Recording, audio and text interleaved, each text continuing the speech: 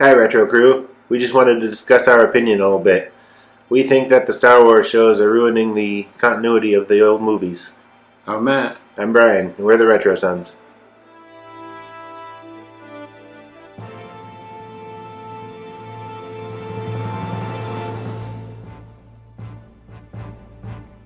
So we just want to say right off the bat that we like a lot of the shows, and we know a lot of other people do. That's not our issue. They add things. It's kind of like fan service, so it's ruining what came before a little bit. A lot of the extra movies are too. Yeah. I like the original three, and I like the prequels pretty good, but the sequel ones, the Rey saga or whatever you call it, Yeah. those ones are just horrible, I think. Pretty much everything Disney's done.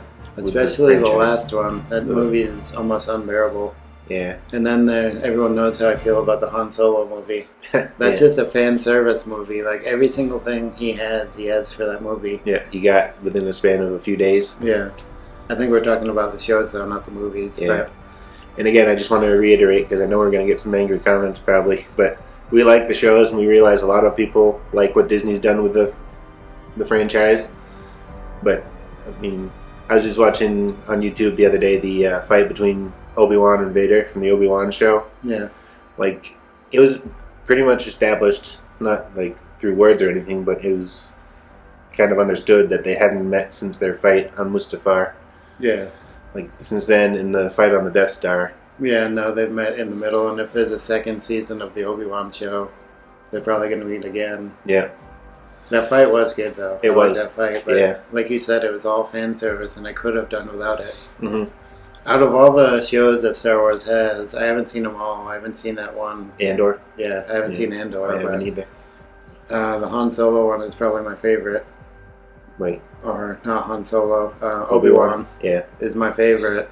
I don't know. And The Mandalorian is my second favorite. Yeah, I think The Mandalorian's okay, because, like, he's off doing his own things. He doesn't, like, interact with the main characters, except for when Luke comes to save Grogu. I think they need to stop putting Luke in, like, computer graphic early Mark Hamill Luke. Yeah. He has to stop being in the shows. Mm-hmm. Like, I get that he's a big part of Star Wars, but yeah, I don't know. I want to see if I see a Star Wars show, I want to see other parts. Mm-hmm. And I don't want it to ruin, like, the mystery of the old movies either. Like Book of Boba Fett. Yeah. Or even the prequels did that too. Like, a lot of what made him cool was the mystery behind him. Yeah. Not, like, learning his whole story. But now it's a George Lucas thing, obviously, because he made the prequels. He, like, every character that was ever seen for a second on screen ends up getting a backstory, so... Yeah. Like, Andor, does he really need his own prequel story, or like? And that whole movie was kind of unneeded. I mean, we knew the outcome even before it started. What was going to happen. Mm-hmm. So, like, it took all the tension away from that movie. If we didn't have the original Star Wars and that movie came first, like, it would have been so much better. Right. So, not that it was a bad movie. I really liked that movie, but yeah, no tension at all. Like, you knew what was going to happen. You knew the outcome. You knew they got the plan. So, like, why make the movie? I don't. One could argue, and I'm going to just throw it out there, that's like every Columbo episode, and we still watched all those, but that was good. Peter Falk was a good actor. Yeah, he's a funny guy. Well, like I said, it's a great movie. I like the movie, but it's kind of like unneeded. Kind of like Solo with the whole Kessel Run. You knew everything that was going to happen there. Like, you know they're not going to die in sucked that. into the pit there, and and that's something they never needed to touch on. Like, just his talking about it in the original Star Wars movie is enough. Yeah, we didn't need to see it happen. Mm-hmm. And if it did happen, it should have been done right. Yeah, like, I don't know. I kind of like the Solo movie, but I wish it was done better, because I grew up reading the A.C. Crispin Young Han Solo books. Yeah, and now those are legend, and I wish they... I don't know, I didn't like that movie. That's one I don't like. Yeah, I wish they just used the books as kind of a guideline. And I'm going to go back and read them again. I've read them 2 or 3 times already, but they're still... Like, sometimes the books do it better than the shows and the movies. Yeah. The Boba Fett show is the one I've seen that I don't like. Yeah. I'm not the biggest fan of Boba Fett. I never thought he was that great in the movies. Some people disagree with me on that, but... I thought he was alright, and he was used just the right amount. Yeah, we don't need to see any more of his story. Right. Like, as far as I'm concerned, he fell into the Sarlacc pit and he died there. Yeah. They didn't need to make him escape from that, which I know in, like, other books and stuff he did, but Right. I don't know if those were canon. Now it is canon that he made it out. And if they were gonna do that, they should have kept him like how he was in the movies. They shouldn't have made him like want to rule Tatooine and Yeah. like change him completely, always having his helmet off. I know they're paying for that actor who played Jango Fett and all the clones, but Yeah. like in the original movies, he never once took his helmet off. He just was a ruthless bounty hunter, but they gave him like morals and stuff in the show. Yeah. They changed the character completely. So, it's like Disney doesn't really understand the Star Wars mythos. Or Part of what made him so good is you didn't know much about him, and I know in the prequels they brought it in so we knew a lot more about him and like why he became a bounty hunter and everything. Yeah. Like his father was a bounty hunter and he saw him get killed, and you know it drove him to be a good bounty hunter. But right. we don't really need to continue his story on. I don't think. Like he fell in the Sarlacc pit and that was the end of him. That was enough for me. He was a side character in the movies. Like I know a lot of people liked him. He was a popular character. Yeah. And again, there's probably a lot of people who like the show. I thought I had another point I wanted to touch on that people were gonna. Yeah, you were steamrolling towards something. Now you just stopped. Yeah, I don't remember what it was. I'll interrupt you if it comes back to me. But I would do the same for you. yeah. But so. But The Mandalorian is kind of like its own separate side story. It's not really interwoven in with the other Star Wars movies, so that's probably why I like that one. Yeah, because it takes place about 5 years after Return of the Jedi. So all the movies happened, and it's kind of before the sequel trilogy. Well, a lot before the sequel trilogy, like 25 years before. But that's another thing. Like, when the original trilogy came out, Luke was the only hope. He was the only Jedi, or the only person who'd be a Jedi. Now they release all this, and I know that Star Wars Rebels and Clone Wars and all this stuff came out, and they had all the other characters, but now you have Ahsoka Tano, you have even the video games, Cal Kestis. Oh yeah, Ahsoka Tano, that one was okay. Yeah, but they like took away from that. Like, what are they doing when Luke's fighting the Empire? Why don't they come and help him, train him, all this kind of stuff?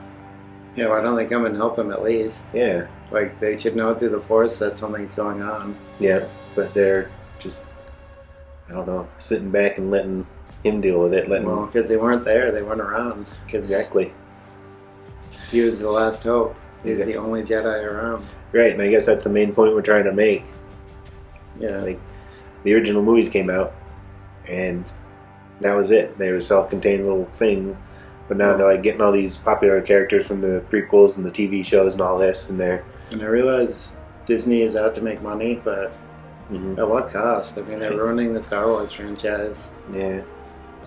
Which is going to be another controversial viewpoint, but it is our opinion. Yeah. I would just want to... I mean, cover they're that overdoing it though. Like, at some point, you just need to stop. And right. Like I said, the mystery of it was what made it so entrancing and important back in the day. It's why people liked it so much. Yeah, and we're complaining about it, but we still watch most of the shows that come out. We watched Obi-Wan, we watched Ahsoka, we're watching The Mandalorian. Yeah. But I think Mandalorian, like we've said a couple times already, can get away with it because they're doing their own story with him. They're not like trying to change what came before. Yeah, and all that. And they're not trying to change the future. He's doing his own thing in the Star Wars landscape. Right.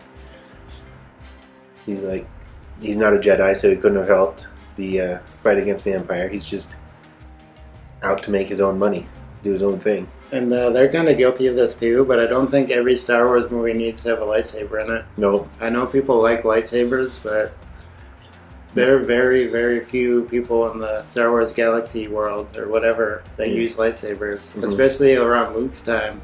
Right. They were kind of outlawed then, I think, too. But that brings me back to the other point I was about to make, that Darth Maul.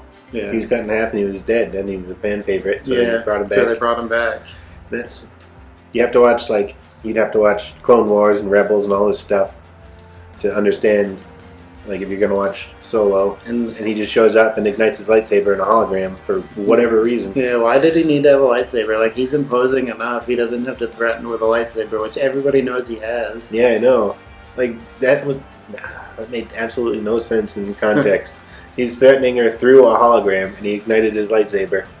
Like I know she's probably gonna go see him in that floating building, Yeah. or flying building, but I know there's a bunch of books, too, that kind of feed into it, but I never read the books, and they're kind of their own galaxy world. I know some of them are canon, but most of them aren't. yeah, I don't know. I know a while ago they either made all of them canon or none of them canon. I think it was none of them. hmm So, but I think if that's going to be part of the world, it should be its own separate part. I don't know if what I'm saying makes sense, but like and the movies and the books should just be like Yeah. separate. right. They should both be their own canon, but separate from each other. Then you have Ahsoka, which is just a continuation of Star Wars Rebels, which I've seen like the first season and some of the second season. So you'd have to know those characters to be able to kind of follow the plot of Ahsoka. I don't know if you understood it. I didn't really. I didn't know who that guy was that was on the planet there. Oh, Ezra. Yeah. Yeah, he was the main character of Rebels, kind of. Yeah, I had no idea who he was. So, like, his whole Dory. his whole story and background and why he was stuck on that planet and who he was even meant nothing to me. Yeah, why Sabine was so bent on going after him. And, Yeah. like I said, I haven't seen the whole series of Rebels, so I don't know the whole story there And either. that's another thing. They have the cartoons and everything you need to watch to make sense of it. Right. It's just too much. Yeah. Like, I don't want to have to watch, 4 months worth of stuff just to understand one movie or one TV show. Yeah.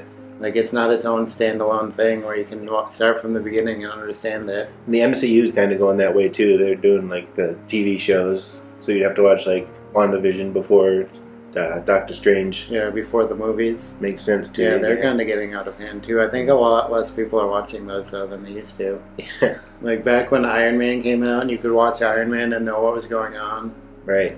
You could watch Captain America and know what was going on. Now to watch any of those movies, you have to watch 45 other things before you can understand. Like, Yeah. Right. I just want to watch a movie, understand what's going on from the beginning. And I can see sequels, like Iron Man 2. You kind of got to watch Iron Man 1 to know what's going on, but that's one movie. Right. Like, you don't have to watch 17 other side projects to get what's going on in the one movie. Mm. I guess this isn't so much of a thing of the Star Wars ruining the continuity anymore. It's just like all the stuff that Disney's doing, Yeah. MCU. But the main focus was the Star Wars shows ruining the continuity. That's just because the Obi-Wan fight against Darth Vader Yeah, it But- kind of threw it into the limelight for you. kind of snowballed here. Yeah. So Well, it all ties in. Like, Yeah. it all it's all relates to relevant. the Star Wars thing we're talking about. Yeah.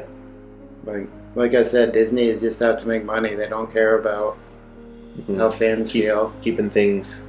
And so they need to come out with something that's not all like for the fans. You know what I mean? Yeah. Like the Solo movie was, everything in that was just fan service. hmm Like, I would have liked an actual good Han Solo story, even if it had nothing to do with the other ones. Just like Yeah. a smuggling mission he went on or something when he was younger. Yeah. He didn't have to find like his DL-44, the Millennium Falcon, how he became friends with Lando. how he met Chewie, like A mentor of dice. his. Yeah. Yeah. The dice, which was like just a background thing in the first movie that Chewbacca like brushed past. like all that stuff came into play in that movie. It's even and more. Like, Yeah. they didn't need to do that. It could have just been like a really good Han Solo story that we've never heard about. Yeah. They could have still cast Emilia Clarke in it though. That Yeah. was a smart move. Yeah, that was probably the smartest move of the whole movie. Yeah. I mean, I think you can admit that they did alright with the last Indiana Jones movie though. That was, Yeah, that was more like the original Indiana Jones movies. They took it back to how, like the origins. There was still stuff for the fans in it, but Yeah, but it wasn't like non-stop. in your face. Hey, remember Yeah. this from that one? Then 2 seconds later, remember this? Hey, Yeah. remember this from the... Yeah. And I like that they did acknowledge Temple of Doom. Like he was like saying all the stuff that happened to him. He's like tortured with voodoo and all that. Yeah. Like I think none of the other movies really acknowledged that Temple of Doom even happened. Yeah. That one took me a few viewings before I really liked it. Like it was okay the first time. I liked it better than I liked Kingdom of the Crystal Skull. Yeah. That one is just weird. Yeah, That's the best thing I can say about it. It was weird. yeah. It had Indiana Jones in it, and he fought people. That was good. I mean, if they made it not an Indiana Jones movie and made it something else, it would probably be better. Yeah. Like, oh, it's a pretty good movie. But for an Indiana Jones movie, it's just bad. Yeah. But like when Mott was like swinging through the jungle. Oh, yeah, right. Monkeys. And the whole ant part, yeah. Mm-hmm. And I don't know, just the whole thing. The whole part in the graveyard. Mm-hmm. But it didn't ruin the continuity of Indiana Jones like the Star Wars shows have been doing. Maybe we should watch Andor and I don't know. Yeah, I don't think we figure need out what's to, going but on with that. Yeah. Someday we'll probably check it out. But I mean, like we said, we watched most of them. We watched Ahsoka, we watched Obi-Wan, we watched The Mandalorian, Book of Boba Fett. And another thing they need to stop doing is making like the robot side characters just so they can sell toys. Yeah, right. Like, who is that for? Yeah. No, but really, who's that for? Like, why do they put in stupid robot characters? I don't know. Like, does anybody really like them? Some people probably like them. I mean, R2-D2 and C-3PO were okay in the originals. Like, I understand that. Yeah, but and they always need to tie them in everywhere. Like, they were in Ahsoka. Yeah. They were in Rogue One. Surprised they didn't... Did they show up in Solo? Probably not. Surprised they didn't. I don't think so, but maybe. Yeah. Surprisingly, they didn't, but... Like I said, they don't need to be in, like... Yeah. Every single Star Wars movie. You don't have to have a droid partner. Right. A sassy droid partner. Yeah. K2SO was... It was funny when he ad-libbed the backhanding of Andor, though. That part was funny. Alan Tudyk. Like, they get good people to play him, like Alan Tudyk or Phoebe Waller-Bridge. Yeah. So, or voice them anyway. Do the motion capture, I guess. But give those people, like, I don't know, some other role. I just found it to be annoying personally, but they must be there for someone. Someone must like them. Yeah. Well, isn't that the whole point of the Ewoks, too? To sell. Yeah, the only part of that was to sell toys. Yeah. And in the one there where Han Solo or Luke Skywalker was on the island, there's birds they couldn't get rid of, so they just turned them into... Yeah. I remember that now. Yeah. So they had to put those in. Yeah. But those were to sell toys, too. Yeah. Because those toys were everywhere once they came out. And Baby Yoda or Grogu. Yeah. I think he's just to sell toys. Like, I think he was going to be... I didn't buy this one myself. This one was a gift, so... I think he was just going to be a side character in a couple episodes, but he was a fan favorite, so they made the entire... I don't know. Yeah, because when they pitched this to us, like, when we were reading... The whole season was probably made before they started, so maybe not. Maybe he was supposed to be there, but...